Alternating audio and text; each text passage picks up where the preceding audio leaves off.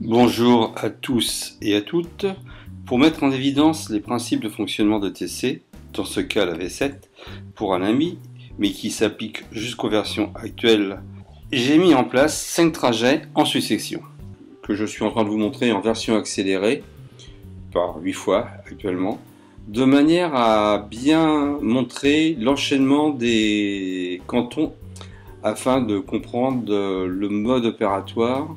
J'utilise plusieurs types de décodeurs d'accessoires et quels que soient les moteurs utilisés, TC permettra l'avancement dans les trajets qu'une fois les aiguilles en place. À présent, je vous présente l'enchaînement des 5 trajets qui va constituer l'avancement de cette locomotive sur mon réseau. Pourquoi 5 ?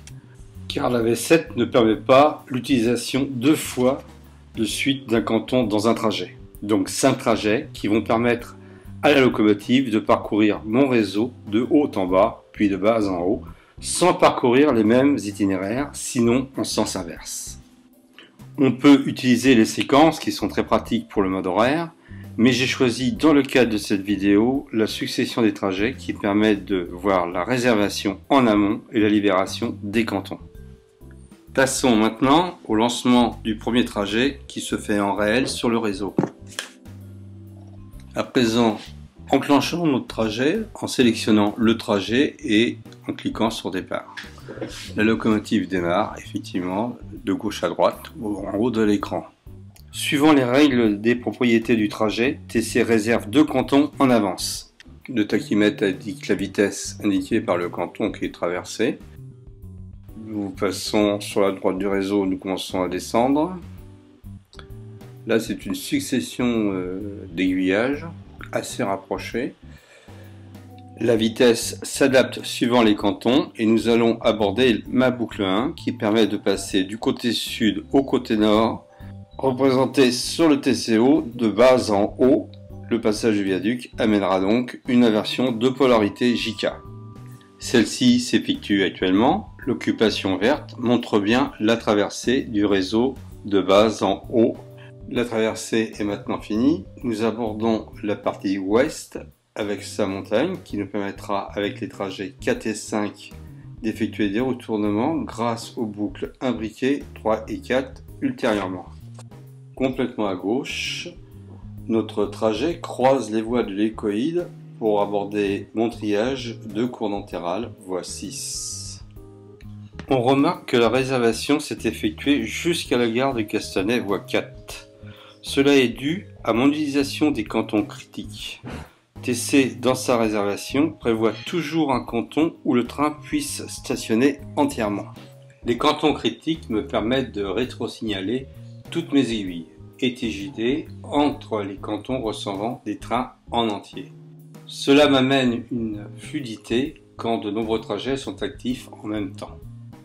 La locomotive traverse actuellement les TJD dans l'ordre 5, 4, puis 3, et ensuite les aiguillages 202 et 114, avant d'entrer en gare, voie 4.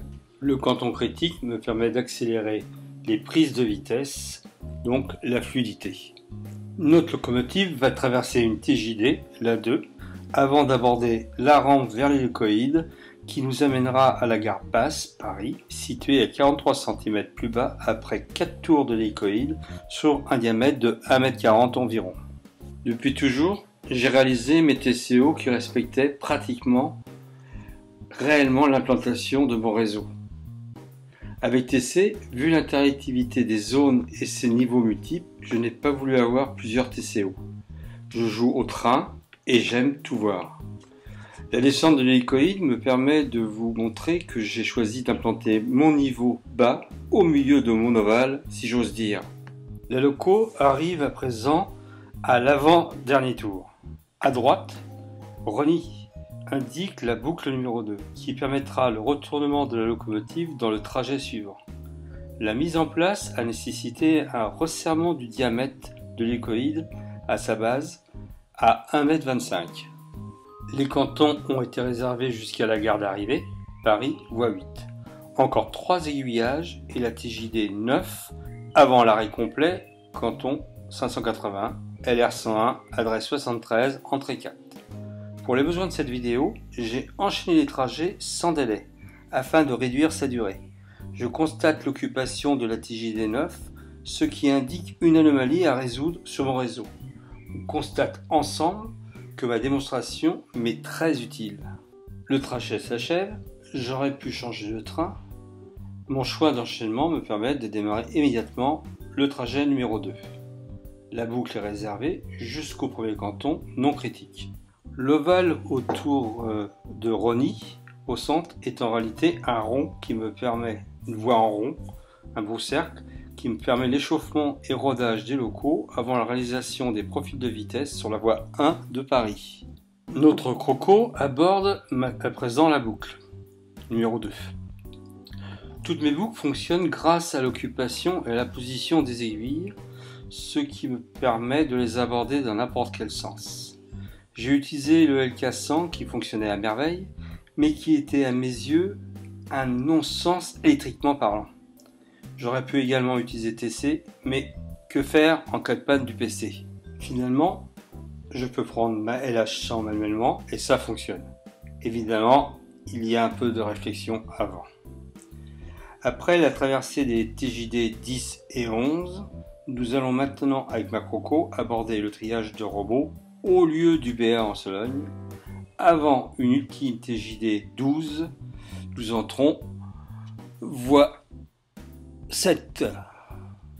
Concernant le tachymètre et le contrôle de trafic, ils seront visibles à la fin de cette vidéo où j'ai repris le même trajet avec une loco à vapeur. Celui-ci étant d'ailleurs plus long vu la vitesse plus réduite de cette locomotive. Bromo est entouré par une voie en cercle. Encore une de mes idées pour l'avenir. Ce rond est en fait un pont. L'idée est que le parcours d'une boucle revient à l'inversion d'une locomotive sur un pont, ce qui me permettra de ramener la loco à l'avant du train. Donc, la manœuvre de l'aiguillage 215 avec l'occupation du pont 2 permettra à un Arduino, pilotant un moteur pas à pas, de faire une rotation 280 degrés, une solution avantageuse par rapport au TTDEC ou autres modèles du même genre. Notre loco repart maintenant pour le trajet numéro 3 qui va la faire remonter par l'hélicoïde 43 cm plus haut en gare de Castanet, voie 2, 3 ou 4, on ne sait pas encore.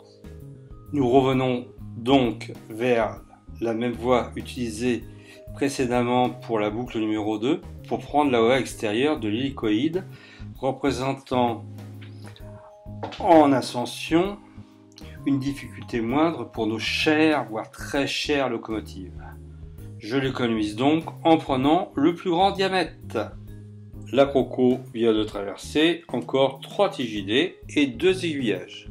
Et maintenant on va prendre sa vitesse pour remonter jusqu'à Castanet. Vu que ça tourne en rond pendant un petit laps de temps, passons à autre chose. Vous voyez mon garage à Autorail qui se trouve au centre de la montagne qui reçoit 3 voies. Un endroit bien difficile d'accès que j'ai créé une fois que tout était monté, évidemment. On ne pense pas à tout et surtout aux possibilités offertes par ce logiciel. Je pense mettre une vidéo montrant une succession d'étapes possibles avec plusieurs autorails au départ et retour dans ce garage. Évidemment, je ne suis pas encore à faire des scénarios avec Albert l'habit de Renault, mais montrer tout simplement l'évolution de cet autorail avec quelques vues sur les voies avec mon obus caméra, ce qui sera certainement très apprécié. Ma croco monte. En attendant, j'ai installé sur le pont à droite un TTDEC sur le pont Fleischmann qui fonctionne maintenant super bien avec l'aide évidemment de Francis FG 31470 et Patrick, mon appli Capitol. J'utilise sur le pont un RS116O de LTD pour la rétro. La E94 abordera maintenant la voie numéro 2 de Castanet après la traversée de la TJD 1. Elle aurait pu aller sur la voie 3 ou 4. TC a choisi. À gauche, à droite, à vous de vous faire une opinion. Le trajet 4 vient de s'enchaîner. N'ayant pas prévu de temps d'attente dans les propriétés du canton de départ 525 LR101, adresse 66 entrée 5, direction maintenant notre troisième boucle. Notre locomotive traverse de nouveau les TJD 3 et 4, dans l'autre sens, mais vous avez déjà oublié, pour traverser le long canton 557 avant le tunnel de la montagne. C'est enfin l'entrée de la boucle 3 après la TJD 6. J'ai visualisé l'inversion du JK par l'indicateur à gauche du mot boucle, qui changera de sens avec le passage sur le canton 566. Cette indication reflète la réalité physique et non sa schématisation. Beaucoup de tessistes ont bloqué sur le comment représenter cette inversion. De nouveau collatéral, certes dans le même sens, mais sur voie 1 cette fois-ci. Nous passons à côté de notre boucle 1 du trajet 1. Changeons de trajet sans arrêt. Cela aura été la même chose avec les voies 2 et 3 de collatéral, mais elles étaient occupées, donc la seule voie libre étant la 1, la E94 l'a pris. Pour notre ultime cinquième trajet, qui a pour particularité de s'offrir les boucles 4 et 1 à son programme, nous repassons par Castanet en réutilisant les TJD 3 et 4. Je le dis souvent, les TJD font gagner de la place et surtout du jeu pour le déplacement de nos petites merveilles. Cette fois-ci, c'est la voie numéro 5 de Castanet qui est empruntée par notre vaillante croco grise qui, pour la petite histoire, a un son de locomotive à vapeur. Ce décodeur sera transféré dans une vieille 241 Jouef au prochain confinement, c'est-à-dire peut-être au 40 grec, soyons optimistes. Côté ouest, nous longeons la rampe d'accès à l'hélicoïde avant d'entrer dans le tunnel camouflant la boucle numéro 4. Nous reviendrons sur la voie à notre gauche. Au passage du canton 566 en bas, l'indicateur de boucle change d'état, indiquant l'inversion de polarité des voies JK. Notre croco revient en contresens vers Castanet en prenant un itinéraire qui va l'amener sur la boucle 1 en contresens de notre premier trajet. Pour info, l'accès par ce côté présente une polarité normale du JK qui sera inversée après libération du canton 518. Plus que de cantons, en réalité 60 cm environ avant d'aborder le pont qui est démontable comme tous les modules au niveau de mes deux portes de garage. Une connexion par sub-D25 est effectuée permettant les différents bus de circuler sans boucler le réseau évidemment. La E94 vient de subir l'inversion de polarité sans broncher et donc aborder la TJD 14 en reprenant la voie du trajet 1 en sens inverse bien évidemment. Voilà, nous avons fait un bien grand tour sur un réseau spaghetti que je n'ai pas cessé d'améliorer au fil des ans. Notre dernier trajet s'achève, mais j'ai mis à la suite les mêmes trajets en prenant une locomotive à vapeur, donc qui présente un sens d'orientation, et cela sans commentaire. Une pause lors de la vision vous permettra de voir les coïncidences entre le tachymètre et les occupations de canton. Tout cela, évidemment, avec une musique douce en fond. Je vous remercie. Maintenant, en route avec la 150Z de Rocco, et ce, avec un TCO tout vert, donc facile à suivre. Bonne route!